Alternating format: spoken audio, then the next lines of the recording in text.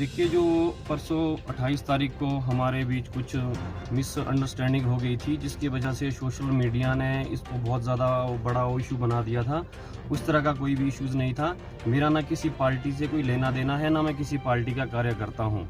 जो परसों मिसअंडरस्टैंडिंग हो गई थी, तो वो मंडी का एक मेन गेट है, जहाँ पे हमारे किसान उसके हक के लिए राकेश डकैत जी आए थे।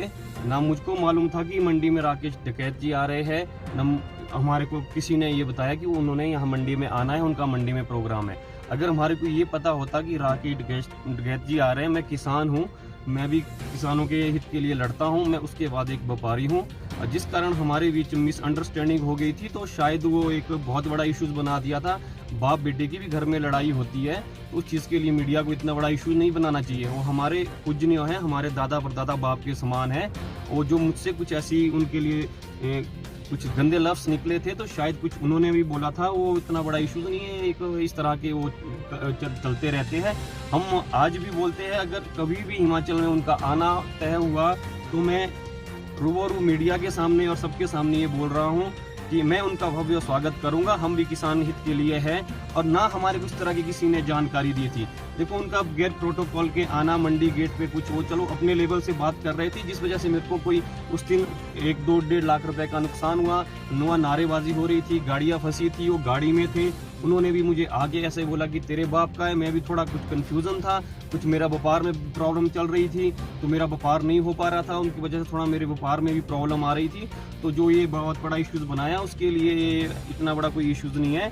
बाकी हमारा उनके लिए हर पल साथ है, सही हो गए। जब भी उनको आना होगा हिमाचल में, तो हम उनके भव्य स्वागत के लिए तैयार है। जिसमें एक छोटा सा मीडिया ने उछाल के या कुछ ट्रांसपोर्ट का इश्यूज बनाया था, वो मेरे आज से नहीं, आज से 8-10 साल पुराने रिलेशन है। हमारा भाईचारा है, वो आपस में हमारी तू में होती रहती है। उसका कोई भी बड़ा इतना इश्यूज नहीं है। आज भी हम लोग एक थाली में खाना खाते हैं, साथ रहते हैं, इसका कोई बड़ा इश्यूज नहीं है। इसीलिए अगर राकेश डकैत के हित को ठेस पहुंची होगी, तो हम उनसे निवेदन करते हैं कि आप हिमाचल आओ, हम आपका भव्य स्वागत करते हैं, हम हर पल आपके साथ हैं। मैं सीधा बोलता हूँ कि मैं अपनी दुकान के सामने उनका स्वागत करूंगा, जिस भी तरह का मुझे स्वागत करना पड़ेगा, उसके लिए मैं हर पल उनके साथ हूँ।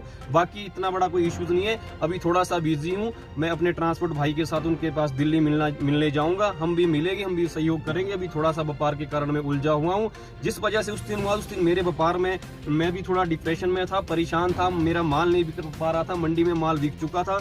वो क्या बोलते, मंडी गेट पे गाड़ियां लगी थी, तो हम। नमस्कार जी, मेरा नाम यशपाल है जी। मैं सोलन मंडी का मैं रहने वाला आड़ती हूँ। मुझे कल थोड़ा गलत कन्फ्यूज़न हो गई थी, जिस कारण मैंने कुछ भाषण गलत दिया। मैं जिसके लिए माफ़ी चाहता हूँ डकैत साहब से। मैं ये चाहता हूँ, हम भी किसान हैं, हम भी किसानों के लिए लड़ रहे हैं, आप भी किसानों के साथ लड़ो। हम हमेशा आपके साथ हैं। जब आप आएंगे, हम आपसे पहले आपसे लिए खड़े हो जाएंगे। जब आप आएंगे, हम किसानों के लिए ही लड़ेंगे, और किसानों के लिए ही हम लड़ते रहे हैं।